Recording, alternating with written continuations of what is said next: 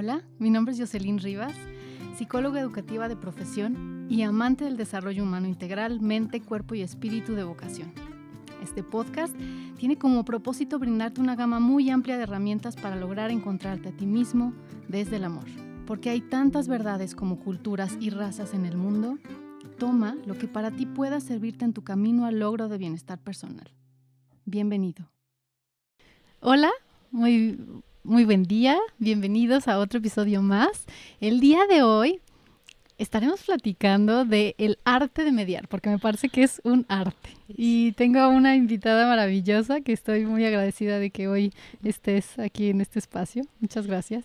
Muchas gracias, Jocelyn, más bien a ti por la invitación. Muchas gracias. Gracias, es un placer escucharte. Ahorita ya también platicaremos y me gustará que nos compartas de tu podcast. Pero bueno, voy a presentar a Lilia Martínez, que es quien nos acompaña el día de hoy. Ella es psicóloga, escritora, abogada y es mediadora privada de conflictos, justamente. Entonces es experta en esto. Y entonces, Lilia, antes de que empecemos a adentrarnos en el tema, me encantará primero que nos puedas decir quién es Lilia y que nos cuentes qué es lo que tú haces. Ay, esa pregunta. Bueno, de nuevo, muchas gracias por la invitación, por este espacio. Y bueno, ¿quién soy? Bueno, yo la verdad es que creo que me he ido construyendo, porque luego esto de ser psicóloga dices, ay, tengo un trastorno de identidad, pero no, en realidad, pues sigo haciéndome. Claro. Y bueno, todos estos grados o títulos que se mencionan, bueno, tienen algo que ver, ¿no? O sea, como que me ayudan, no es mi tarjeta de presentación propiamente, pero hablan, pues, de mí, ¿no? De que he sido inquieta. Mi mamá de niña, de adolescente siempre me decía con un cierto tono de regaño, me decía, ay, nomás estás ideando, ¿no? Entonces, y pues sí. ¡Qué maravilla! Sí. Sí, pero bueno, en su momento fue difícil como vivir con eso, pero sí he sido muy inquieta. Me gusta, o sea, como que le he hecho mucho caso a mis intereses. Y creo que más bien me he ido como domando, como decía, a ver, ya no puedes estar en todas, no puedes ser de todo, a ver, cálmate, ¿no? O sea, también sosiégate. Y bueno, me considero un tanto híbrida porque me gusta las cuestiones, pues sí, jurídicas, por ejemplo, me gusta mucho la justicia, no soy nada litigante, cero litigante, pero me gusta como lo que cuida el derecho, me gusta esta sensación de justicia, me encanta y amo ser psicóloga, me fascina esa mirada, creo que ha sido de las mejores decisiones de mi vida y me gusta el arte, me gusta la cultura, luego me gusta el diseño, pero o sea, como muchas cosas. Entonces, más bien eso, soy muy híbrida y he tratado como de integrarme, porque sí, también estar como haciéndole caso a todas las ideas, diría mi mamá, pues también o sea, me puede poner un poco loca y tampoco se trata de eso. Entonces, bueno, pues esa soy yo, me sigo haciendo y sí, o sea, como tratando de enfocarme cada vez más en ciertos proyectos, en ciertas líneas, pero sí, siempre muy abierta a ampliar mi mirada respecto a las cosas, siempre como muy abierta a otras perspectivas y a lo que se va como conociendo. Me gusta mucho aprender, entonces eso trae muy buenas como posibilidades. Claro, por supuesto. Sí. Y creo que te da esto que tú decías de ser muy híbrida y bueno, tener intereses variados, creo que también te enriquece bastante a la hora de hacer lo que haces, ¿no? Sí, la verdad es que sí. O sea, digo, y respondiendo qué hago, a ver, lo más fuerte que hago es que doy consultas psicológicas, soy psicoterapeuta y estoy como mediadora privada de conflictos, pero eso implica como pues entender varios aspectos, por ejemplo, lo jurídico también. O sea, ahí me sirve muchísimo la carrera de Derecho. Y hago proyectos y, por ejemplo, también trabajo con perspectiva de género, también me considero feminista, entonces eso también he ido trabajando en esa línea, en la igualdad entre los géneros. No soy nada separatista ni, digamos, no, o sea, lo que se dice radical, o sea, no. Pero sí también me gusta mucho los proyectos con que vayan, o sea, es que no es que me guste ni tenga la intención, es que ya veo hacia el mundo también con esos ojos y y hago proyectos también con perspectiva de género. Ok. Y también ahora pues con el diálogo, las negociaciones, pues entendiéndolo también, ¿no? No busco los desencuentros entre hombres contra mujeres o viceversa, para nada. Más bien creo que nutre el entender ciertas cosas desde el género, se entiende porque luego no se encuentran, no se entienden o no logran hacer acuerdos. Claro. Entonces, básicamente eso hago, más otras cosas que luego me van Claro. invitando y pues ya van surgiendo, ¿no? Ok, muchísimas gracias. Sí. Oye, ¿y cómo llegas a ser mediadora? Porque incluso, digo, yo así lo nombro como una causa, ¿no? Te veo trabajando por una causa, porque incluso en tu podcast como va mucho en esa línea, ¿no? También platícanos de tu podcast, si se puede. Sí, claro. Pues la verdad es que fue una cuestión de tiempo, porque cuando yo estudié Derecho, que esto en el 94, 98, si en ese tiempo ya hubiera estado la mediación, o sea, este ejercicio del derecho, que no es litigante, que al contrario buscas los acuerdos y buscas que la gente se reconcilie, seguro yo iba para allá, pero no había. Okay. Entonces me sentía muy mal, me sentía pésima abogada. O sea, me decía, ay no, yo litigar, no, lloraba en los juzgados, mal, decía, ¿qué estoy haciendo aquí, no? Entonces salí así, como muy arrepentida y muy avergonzada, más que arrepentida, avergonzada de haber estudiado Derecho, porque creí que era muy mala. Pero sí, o sea, he sido mala litigante, o sea, más bien ni le entré, pues, propiamente. Y luego de ahí yo quería estudiar psicología, me meto, me enamoro de la carrera.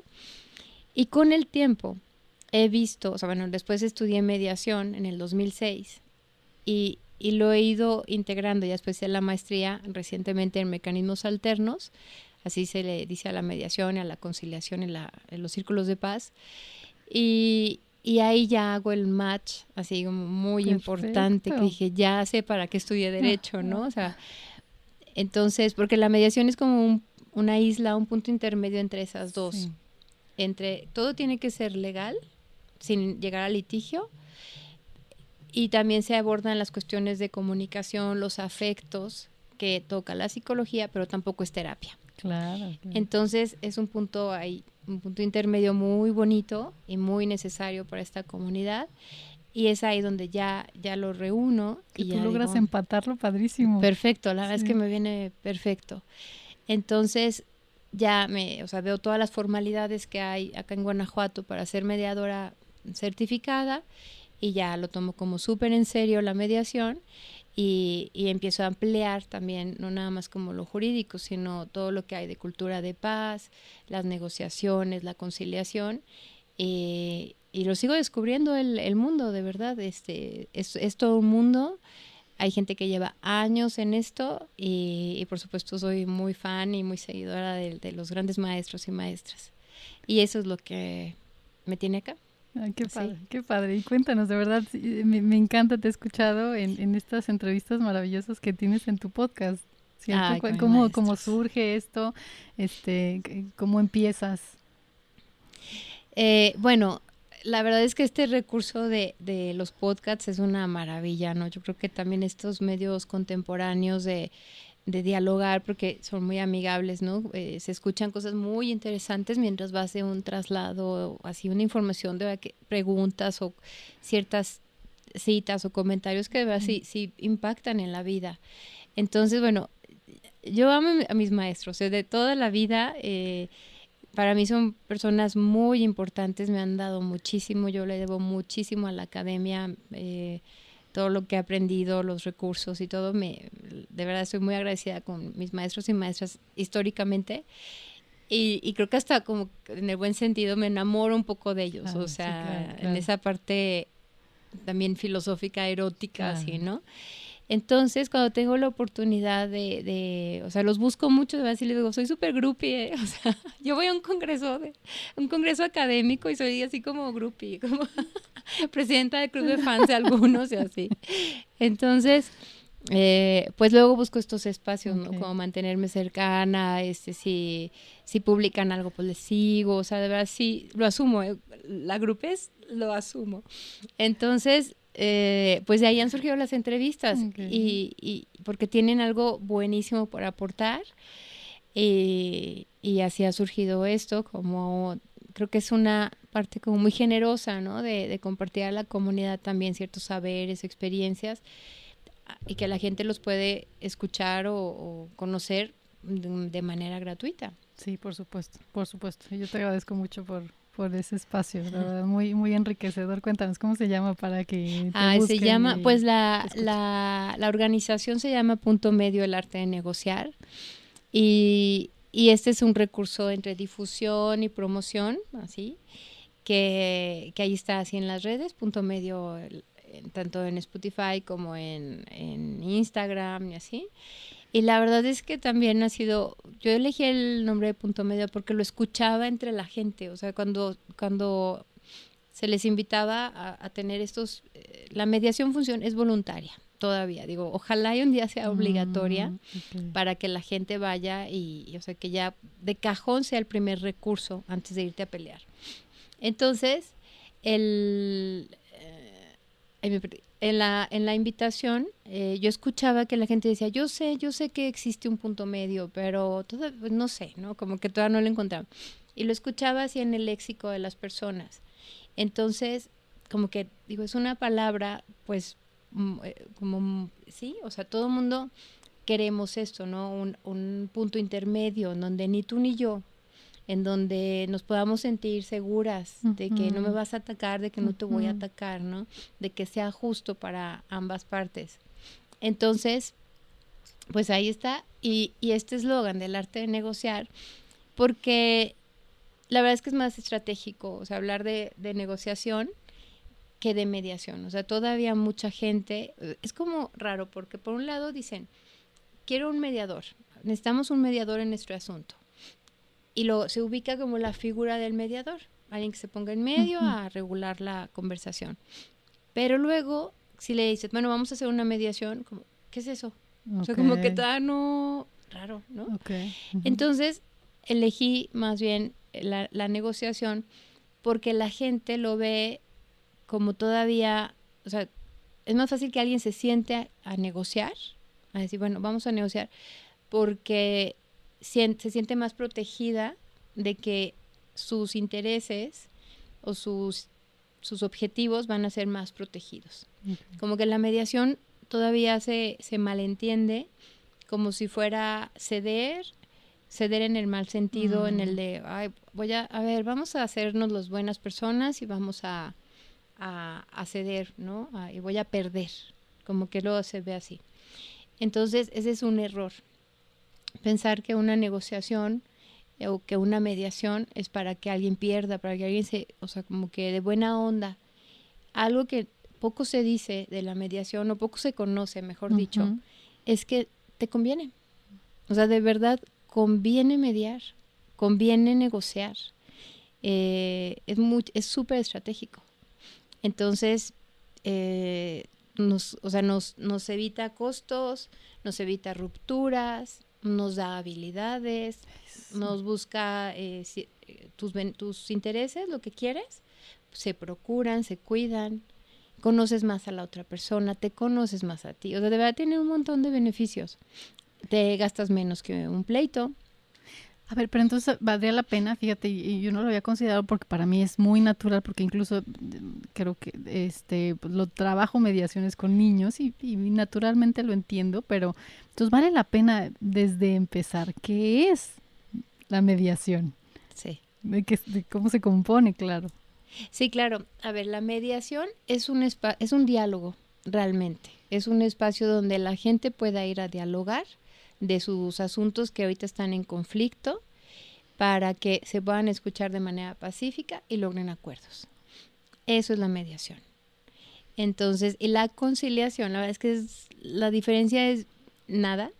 Es cuando las personas no generan suficientes alternativas de solución, el mediador o mediadora puede sugerir cosas. O sea, dice, ¿qué tal si le hicieran así? ¿Qué tal si piden un peritaje tal? O sea, ya empiezas un poquito más activo a meter sugerencias. Ah, ok. Es minúscula, o sea, es La diferencia sigue siendo un diálogo Ujú. y la conciliación es como para dar propuestas y se atoran un poco. Ok. Así. Gracias por especificar. Fíjate, Sí. yo no tenía esta claridad. Y entonces, sí, estoy de acuerdo totalmente contigo en que es un arte, ¿no? Así como se llama tu podcast y este episodio igualmente, porque me parece que es complejo llegar a ese punto, por eso que bueno que tú tienes esta preparación y este caminar que te ha llevado a tener muchas herramientas para ello. Y la siguiente pregunta va justo encaminada a ¿qué necesitas trabajar tú con las personas en conflicto para poder llegar a esta mediación? Y además yo estoy pensando que generalmente cuando hay un conflicto, efectivamente hay emociones involucradas y por lo general estas emociones son complejas a veces de elaborar, incluso a veces de identificar por las partes, ¿no? Entonces, ¿cómo es que llevas el proceso para que lleguen a esta mediación? Sí, el proceso es mandarles una carta de invitación para un espacio de diálogo y sí es un reto, ¿eh? O sea, como sigue esta parte es voluntaria, de hecho hay muchos abogados que dicen que son llamadas a misa y que no les hacen caso. Okay. Pero la labor principal o inicial es hacerles saber que les conviene, ¿no?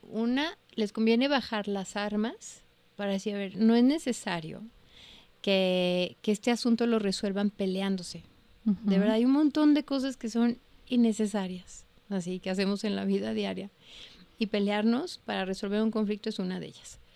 Entonces, ahí se les dice, no es necesario, y se empieza a hacer como con ciertas preguntas. Por ejemplo, ¿cuánto te costaría? ¿Cómo sería si no se ponen de acuerdo? ¿Cómo sería el escenario?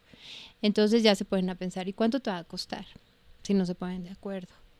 Entonces ya se hace una entrevista, se diseña una entrevista para que vayan viendo las ventajas y que vayan ampliando, que se vayan saliendo de su posición.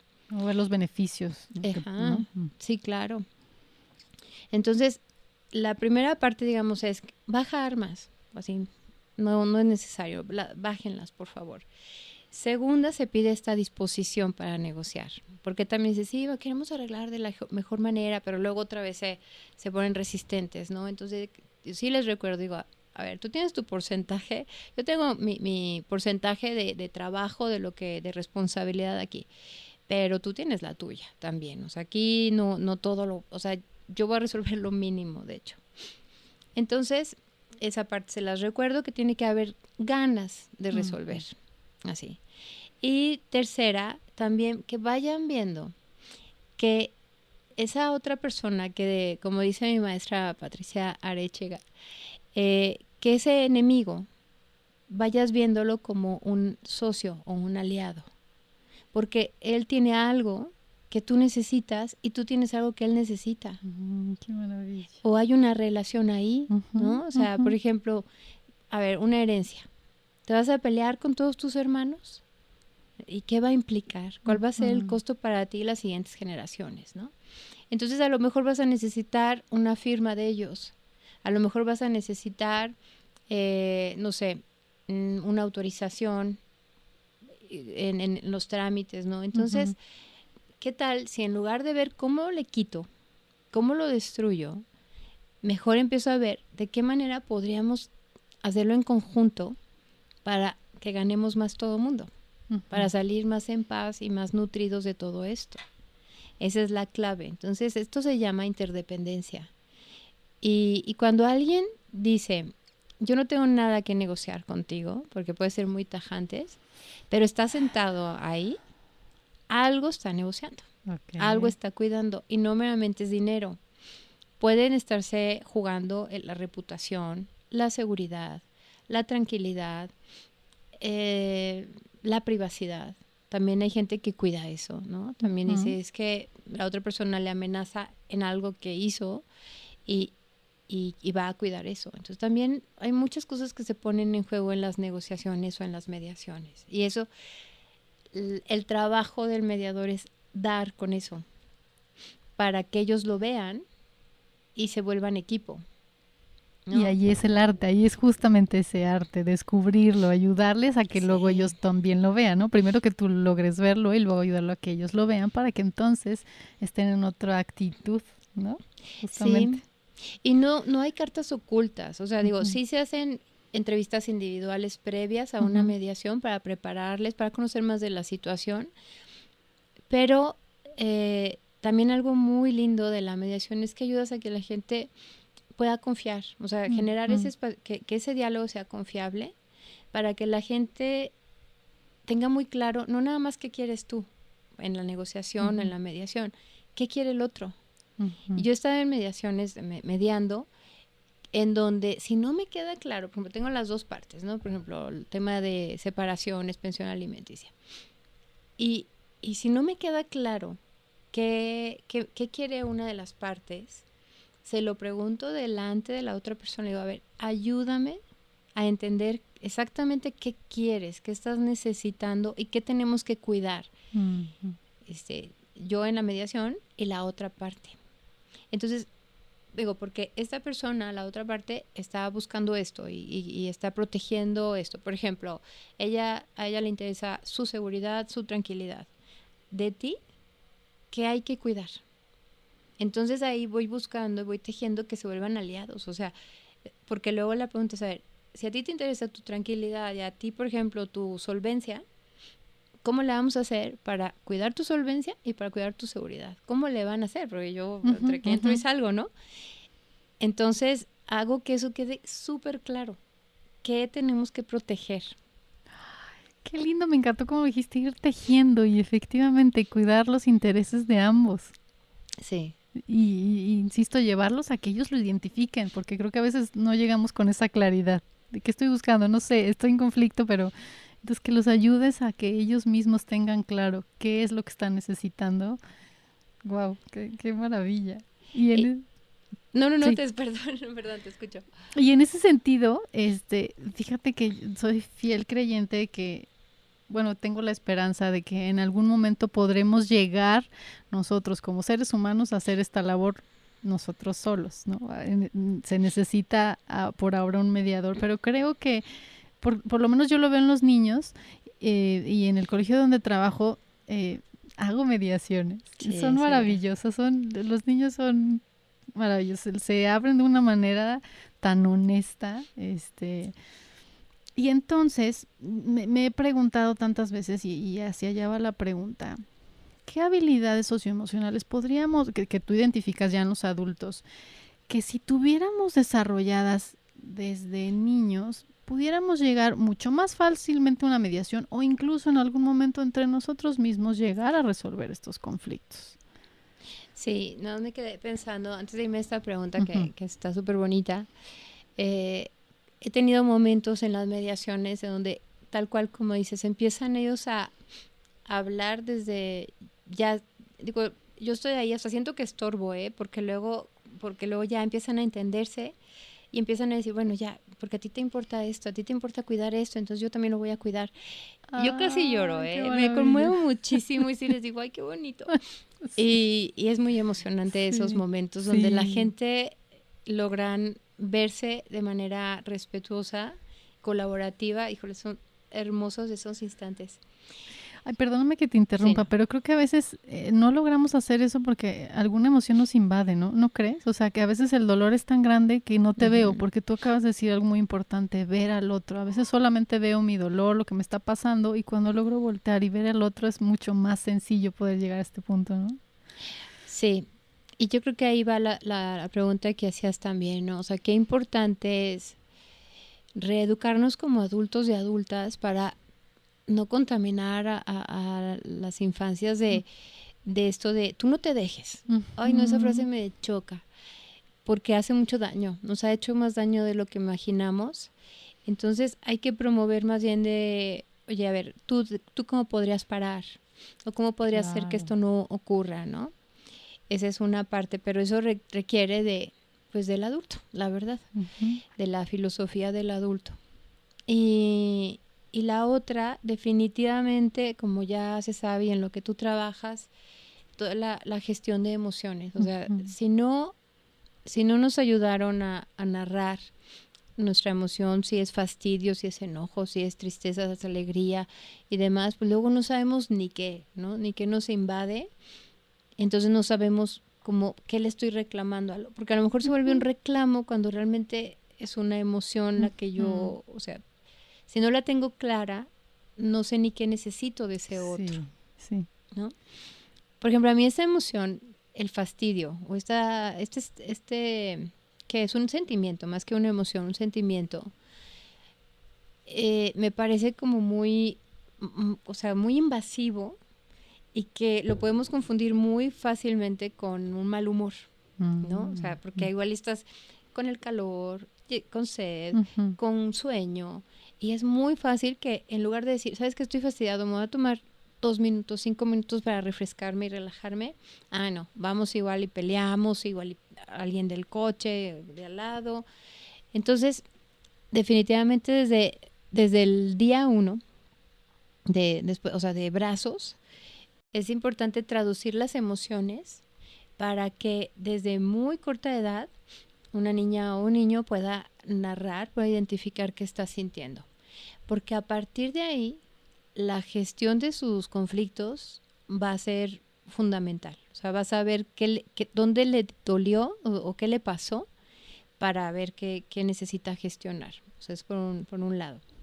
Y bueno, siguiendo con esta pregunta de niños y niñas, también la autonomía es muy importante, porque autonomía ligada con asertividad, porque si no, digo, como la otra vez lo comentabas en un taller, si no sabemos identificar o sea, mis decisiones desde muy corta edad, cuando tenemos los conflictos, o sea, hay que tomar decisiones. También arreglar un asunto, por ejemplo, ahorita, ¿vendes una casa o la compras? O rentas. Esa es una decisión. Si voy a heredar y voy a organizar un patrimonio junto con hermanos o a mis hijos, eso es tomar decisiones. O sea, toda la resolución de conflictos implica necesariamente una decisión. Entonces tengo que venir entrenada para decidir. Yo también he visto en mediaciones que pues vamos avanzando aparentemente con acuerdos y demás, y de pronto ya están firmando el convenio y salen enojados. Yo no quería eso. Y yo así, ¡ay! Sí, entonces también digo, la toma de decisiones, ¿cómo decides? ¿Cómo aprendiste a decidir? ¿Qué tanto era congruente con lo que tú querías, con lo que estabas dispuesto a dar o a intercambiar? Es muy importante. Entonces, para eso, también desde las infancias hay que decir, ¿qué decides? ¿No? O sea, desde, si se van a poner algo, ¿qué decides? A ver, ¿qué hacemos? ¿Qué decides tú? Así, entonces sí, también por ahí. Y digo, para no extenderme muchísimo, también una habilidad más de que no es necesario destruir a la persona. Definitivamente, que resuelva sus asuntos, que yo creo que la nobleza hay que fomentarla, esta capacidad de decir, no es necesario que lo hagas pedazos, no, tú dile esto, tú dile lo otro, no, también dile, oye, pues también se vale decirle, oye, discúlpame si te hice sentir mal. Esa capacidad de ceder, de ofrecer una disculpa o de asumir que hiciste daño, que perjudicaste sin darte cuenta, esa humildad, esa nobleza, yo creo que hay que seguirla fomentando desde muy pequeños, pero otra vez, esto va para adultos, claro, sí, que le bajemos. Por supuesto, sí, y además en el ejemplo que damos también, ¿no? Sí. Y yo veo que es tan sencillo con los niños, por eso digo, es que naturalmente creo, no lo sé, que es algo que incluso es mucho más fácil tener estos sentimientos por el otro que el de herir. O sea, porque he visto a niños muy lastimados, pero los he visto también rendirse ante lo que el otro me está diciendo, el poder pedir perdón tan sencillo, o sea, para ellos de verdad es, hoy no lo había visto, ¿no? Qué bueno que me lo dices porque no me había dado cuenta y también te escucho, te valido.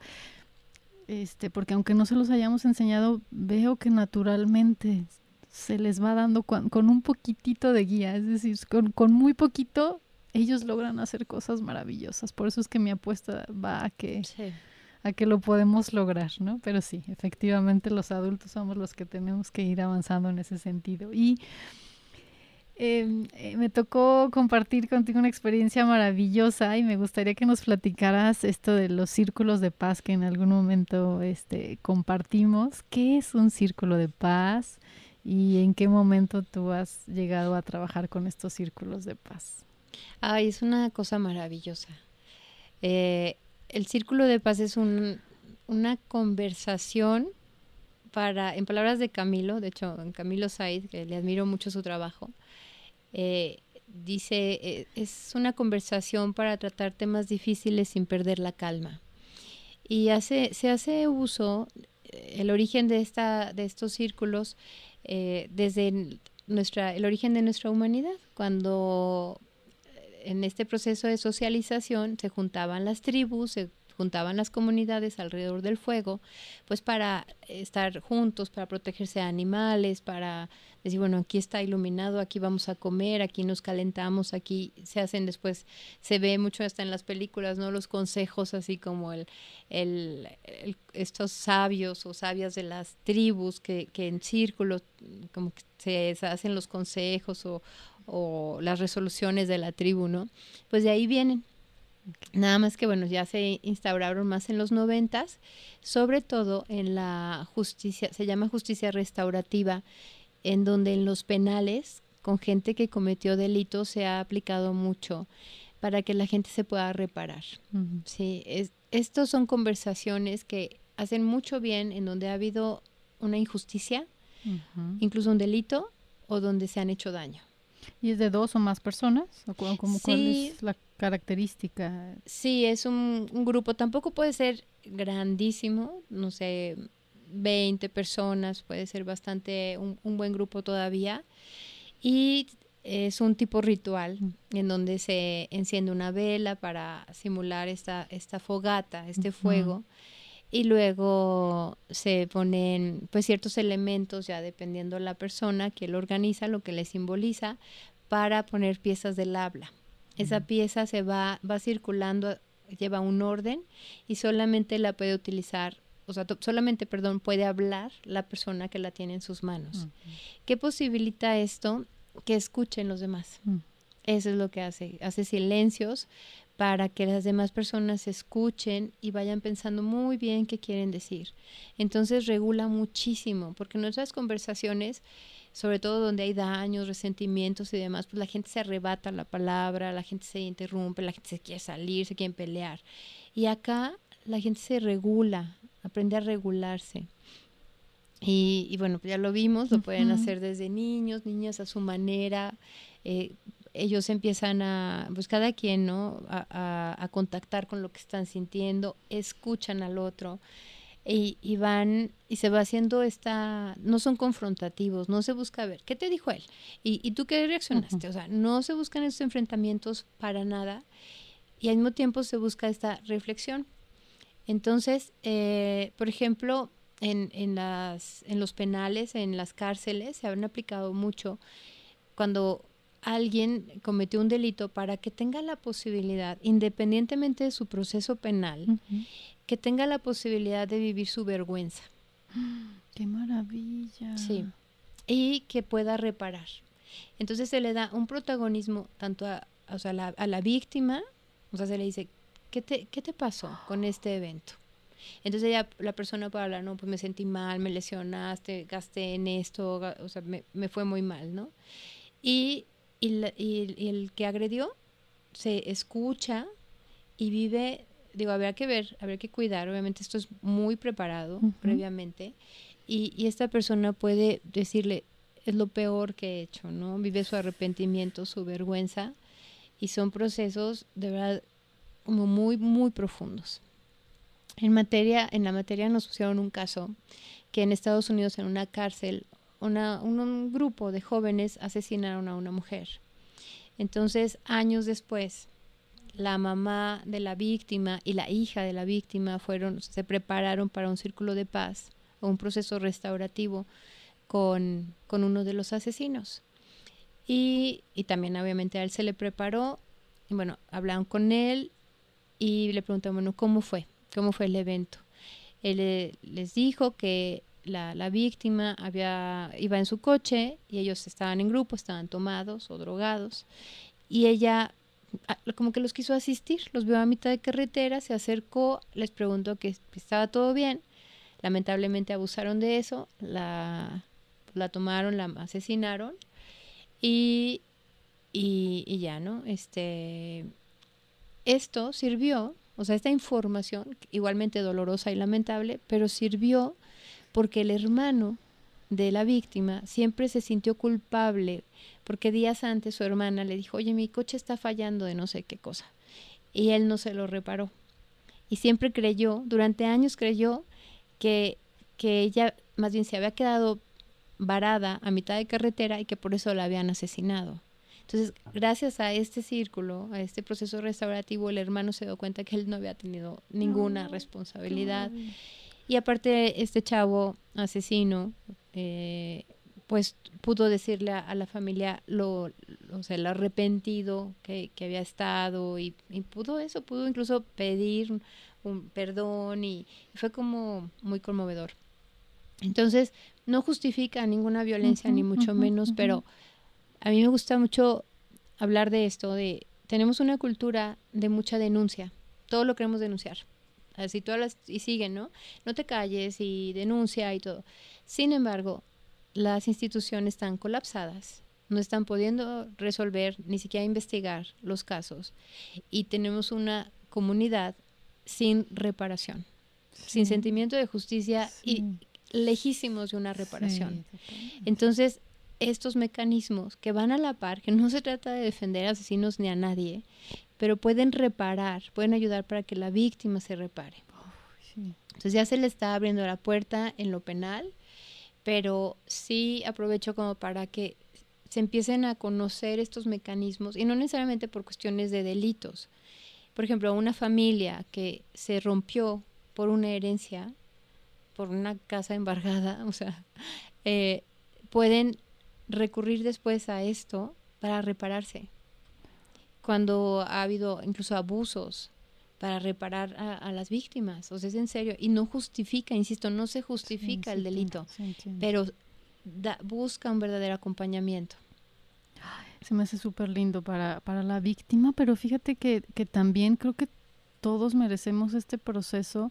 Todos, me refiero a que como seres humanos no somos perfectos y vamos por la vida cometiendo errores. Ciertamente, digo, hay de errores a errores, pues, ¿no? En este sentido, una equivocación como quitarle la vida a alguien, bueno, sí cobra otras dimensiones, lo entiendo totalmente, pero incluso hasta alguien que es asesino, creo que merece tener este proceso de también manejar lo que siente, ¿no? Y de poder reparar, que también creo que eso es muy sano para la sociedad. Nos hace tanta falta y solo queremos que pague por lo que hizo, ¿no? Y parte del proceso en el que realmente se puede hacer como reivindicatorio, como realmente cambiar lo que está sucediendo, creo que es justo ahí. Creo que ahí es donde está el switch para realmente hacer algo distinto y cambiar como sociedad. Y justo en ese sentido quiero preguntarte,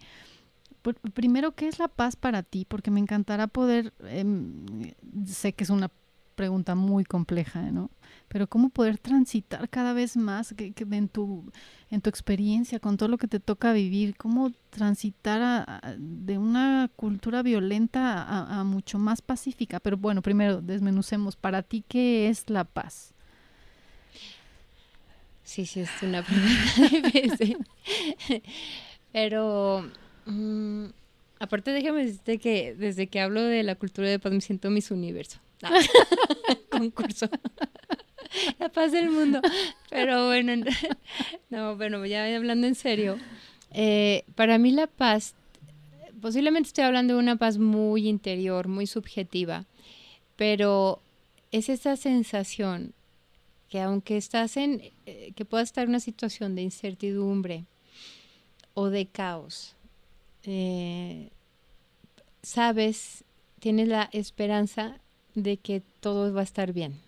O sea, de que todo está bien. No va a estar, porque eso ya es como todavía imaginarte para después, sino en ese instante, a pesar del caos, a pesar de la incertidumbre, todo está bien.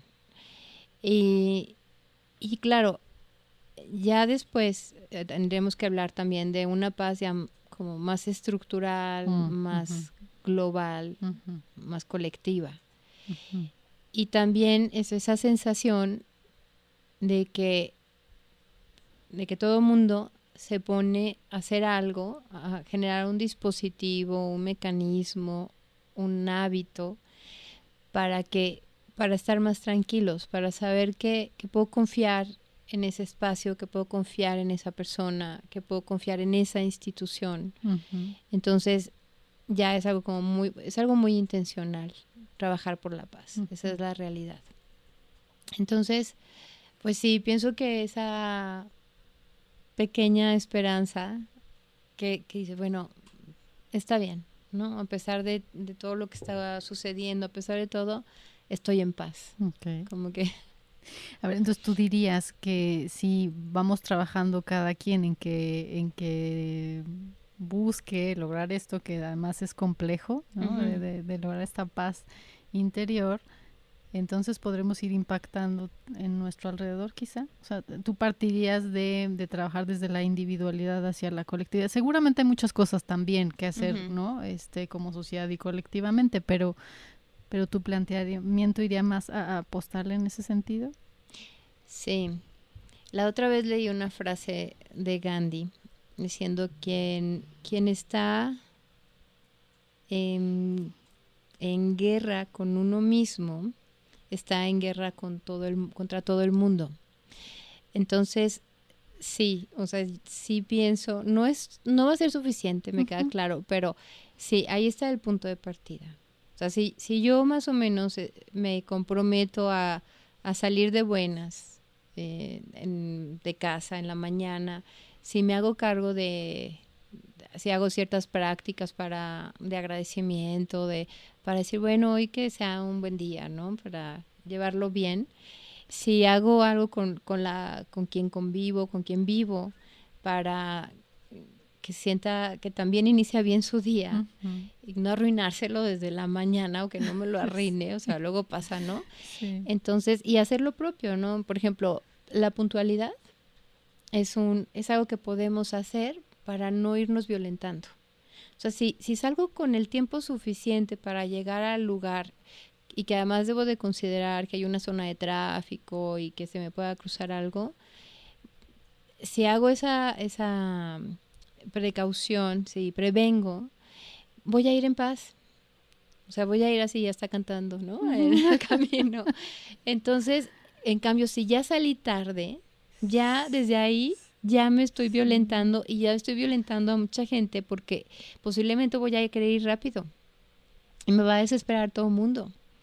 Entonces, sí hay que estar en paz, o sea, con hacer lo propio para tener hábitos para vivir en paz, ¿no? O sea, como que luego hablamos de la salud y claro, trabajamos las dos por la salud mental y esto, ¿no? Y está íntimamente ligado.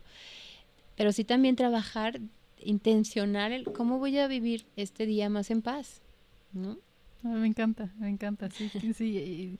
Y desde identificar qué me trae a mí esto, ¿no? Desde saber que esto me va a generar, que me estrese o que me violente o que conocerte, ¿no? Y entonces, ¿qué es lo que tengo que hacer intencionalmente para no llegar ahí? Sí, me encanta, muchas gracias. Y ahí está. Es también muy compleja, lo sé, pues es muy ambiciosa, pero bueno, la idea es como partir de propuestas o incluso hasta preguntas, ¿no? Si alguien está interesado en de manera intencionada favorecer entornos de paz, desde tu experiencia, pues porque, insisto, es complejo, pero hablando, no sé, padres de familia que quieran favorecer que en su casa exista paz, o en una empresa, o en un colegio, o en simplemente en el entorno en donde trabajas o lo que haces. ¿Cómo, nuevamente insisto, desde tu visión y desde tus ojos que ves todas estas situaciones de conflicto y que además trabajas en estos círculos de paz? ¿Qué podríamos empezar a hacer para de manera intencionada favorecer estos ambientes de paz? A mí me parece que lo principal es asumir que podemos agredir, asumir la propia violencia. Por ejemplo, andar en estos temas, yo empecé a hacerlo consciente cuando empecé a trabajar con el tema de mujeres. Hablar de violencia de género y demás era pues empezar a contactar con la violencia, ¿no? Uh-huh. Y no podemos llegar a decir, oye, tú eres violento y no nada más es esto, sino darnos cuenta que como humanidad está la violencia ahí. O sea, y esto es como hasta muy freudiano, ¿no? La pulsión de vida, la pulsión de muerte. Uh-huh. Entonces tenemos la mismita capacidad, hablando de decisiones, uh-huh, de optar por destruir a alguien o por crear un vínculo con alguien. Entonces, y pienso que a veces como que sí podría dar como una serie de actividades o como sugerencias, ¿no? Para trabajar como sé bueno, sé amable y todo, ¿no? Pero yo creo que de verdad diría, asume que puedes violentar, que puedes agredir. Porque cuando no nos hacemos cargo de eso, es cuando, o sea, como, ¿cómo decirlo? Es que no significa que seamos malas personas. Uh-huh. Somos personas, uh-huh, y ser persona implica esto, implica que si me voy a enojar, porque claro, cuando nos enojamos pues, es como el piolín, ¿no? O sea, ay, el pajarito y luego te conviertes en bestia, ¿no? Entonces, pues sí, todo el mundo trae un piolín dentro, o sea, uh-huh, uno que puede ser sumamente gentil, pero que también si se enfurece, pues también nos volvemos un poco monstruitos, ¿no? Uh-huh. Entonces, eso hay que asumirlo porque se tiene que, eso es lo que hay que aprender a gestionar, ¿no? Cuando no puedo manejar mi frustración, mi enojo, mis envidias o todas esas emociones que no son tan gratas o que van a requerir como más proceso, entonces yo pienso que eso, ¿no? Como más allá, o sea, como que la bondad, la alegría y todo esto es como más fácil de manejar. Yo creo que hay que aprender a manejar, a contactar con las otras emociones que siempre socialmente han sido como rechazadas, como no te enojes, no seas envidioso, no seas rencoroso. Pues, ¿qué creen? O sea, pues sí, de pronto salen esas emociones y esos sentimientos y hay que aprender a manejarlos, ¿no? Oye, gracias, sí me parece como muy revelador porque de entrada desde reconocerlas, no negarlas porque sí socialmente son negadas, no debes de sentir, ¿no? Pareciera como que no debemos cuando naturalmente lo sentimos, ¿no? Puedo sentir envidia, rencor y muchas otras que mencionaste y si parto de es natural que lo sienta, de hecho uh-huh, todos lo podemos experimentar o lo experimentamos, nos permite mucho más fácil poder lidiar con ello, así lo niego, ¿no? Si lo rechazo. Entonces, me encanta de verdad, te agradezco porque para mí sí es muy, muy clarificador porque es un gran punto de partida, es muy complejo y más si hemos vivido en un entorno donde nos obliga a reprimir, ¿no? Donde nos han dicho que hay que reprimir y si el trabajo empieza desde ahí ya será un gran avance, ¿no? Sí, la otra vez estuve en un taller que se llamaba Los ideales de la familia ante el conflicto. Y justo lo dio esa maestra Patricia Aréchega y ella hablaba de esto, de que mucha gente no le quiere entrar a sus conflictos, a estas conversaciones difíciles por no romper la supuesta ideal pareja que tiene o la supuesta familia perfecta que, o sea, insisto que supuestamente tiene y no quieren romper con eso. Entonces los disgustos, los malos entendidos, los rencores los ponen abajo del tapete.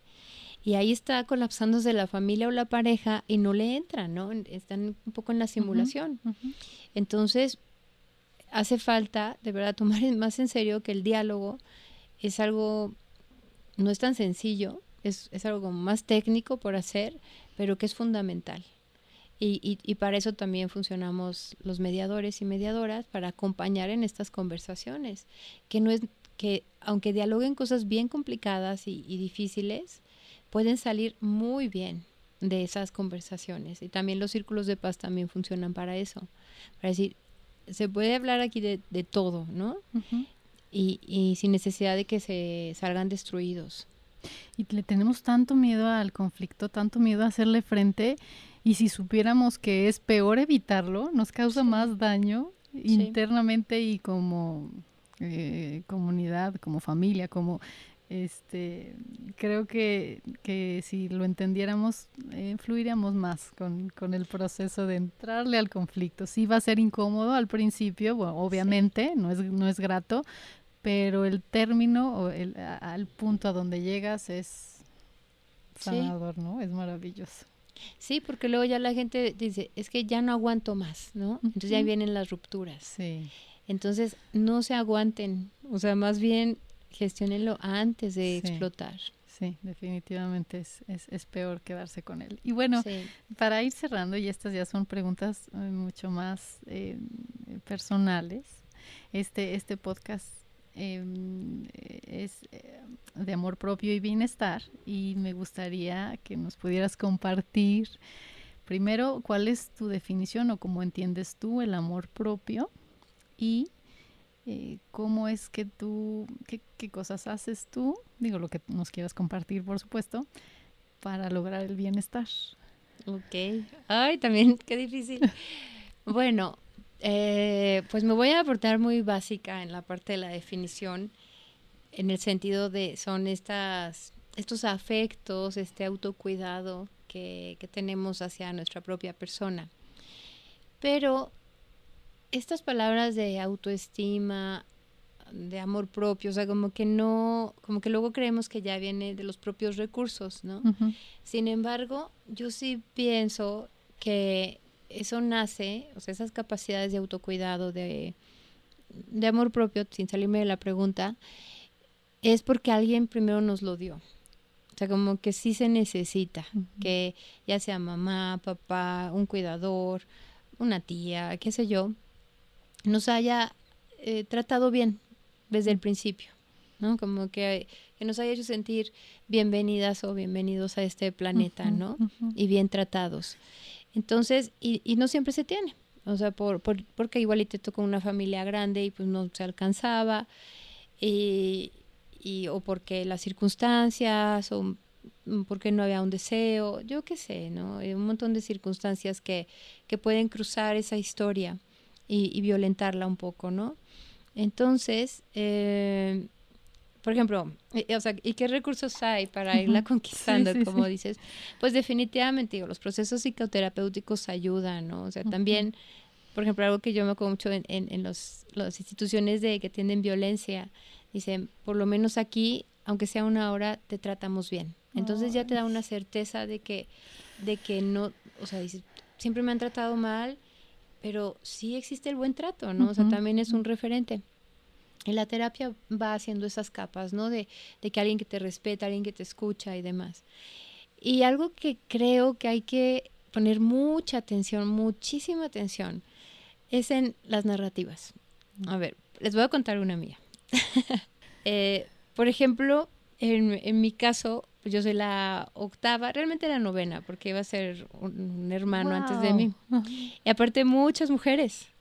Entonces, tengo un hermano, el mayor, y luego son 6 mujeres, y van a ser, al parecer, un varón, y luego yo. Entonces, ahorita somos chica. 8. Exacto. Wow. Y aparte chiripazo, ¿no? Okay. Entonces, toda la vida pues, recibí bullying de, no, es hija de lechero, y que el chiripazo, y que el pilón, y todo. Y sí lo soy. Obviamente que sí. Pero hasta hace poco, bueno, obviamente eso requirió años de terapia. Así de, ay, merezco estar en este mundo. Así, sí, y encima mujer, porque a lo mejor querían ya un varón y esas cosas, ¿no? Pero bueno, ya estoy muy en paz, elijo ser mujer. Y hasta hace poco, unos años, una prima me dijo, oye, que mi mamá efectivamente estaba ligada cuando se embarazó de mí. O sea, en ese tiempo no era como que le habían cortado las trompas, estaban amarradas nada más. Entonces me dijo, y que mi mamá le dijo, no, o sea, como que a esta me la mandó Dios. Entonces, ay, qué lindo. Ajá, entonces digo, ay, ¿por qué no me dijo antes? Si me hubiera hubiera ahorrado como 10 tanto. años de terapia. Sí. Entonces ¿qué hago? Ya juego con eso, o sea, mi narrativa Claro. cambió. Porque, claro, ya con mis hermanas, ya en plan, así de molesta, digo, a mí me mandó Dios. Y la otra, digo, y a mí, miren, los amarres no me hacen nada. Entonces, pues ya soy muy feliz en este planeta, Ay, ¿no? O sea, claro. ya digo, sí, me tocaba estar aquí, o sea, además vengo de algo más trascendental. Sí, sí. Pero bueno, juego con eso. Ujú. Seguramente, claro, sirvieron los años de terapia para desahogar Sí, todo seguro. esto, pero creo que también está ahí de cómo nos Ujú, vamos narrando y que cuestionemos esa narrativa. Porque si nos narramos desde no sirvo, soy un estorbo, soy un chiripazo, un accidente en este universo, pues así va a ser, ¿no? Cómo narramos el cuerpo, cómo nos narramos en el día a día. Y la otra vez también escuchaba al chino, a uno que estaba en una capacitación ahí en mi espacio, y luego dijo que a veces no reconocemos, por ejemplo, cuando nos hemos equivocado, porque pareciera que nos hemos equivocado toda la vida, cuando a lo mejor nada fue una decisión. Entonces también yo creo que esa parte, ser más comprensivos con quienes fuimos y el momento histórico en el que decidimos ciertas cosas, de darnos chance de decir, en ese momento así lo pude hacer, así lo decidí, así me pareció buena idea, ya después ya vi que no, o lo que sea, pero está bien, ¿no? Y a mí me gusta mucho hablar como con mis otros yo, en otros momentos, con la chavita hasta que digo, ay, ¿cómo pudiste? Pero la escucho y luego ya como que me pide chance y me dice, pues para mí era buena idea y usted cállese, usted ni estaba aquí, ¿no? Entonces, como que dialogar con esos otros momentos de nuestra historia y reconciliarnos con nuestra historia, con las decisiones que tomamos, aunque no hayan salido las mejores, pues reconciliarnos con eso. Porque también ahí es otra guerra, otra guerrilla y que traemos dentro, peleándonos con nosotras mismas o con nosotros mismos. Entonces, también estar en paz con la propia historia creo que ayuda a estar en paz con el presente y también ya como casi que en tono de cierre, también leí una frase que decía que vamos más cómodos al futuro si llevamos lo mejor de nuestra historia. Entonces, pues sí, más ligeros, más, ¿no? Ay, qué lindo. Y eso lo podemos hacer nosotros. Sí, ¿no? así Eso es. sí nos toca. Qué lindo, muchas gracias. Oye, Lilia, pues si te quisieran contactar, si alguien quisiera trabajar contigo, ya sea cultura, círculos de paz o como mediadora, ¿dónde te pueden contactar? Sí, tenemos la página www.elartedenegociar.com. Ahí está un apartado de contacto y luego están las redes .medio.negociar en Instagram, en LinkedIn y en Facebook. Así estamos. Sí. Padrísimo, padrísimo. Ay, muchísimas gracias, gracias. Disfruté muchísimo esta charla el día de hoy. Gracias. Yo también.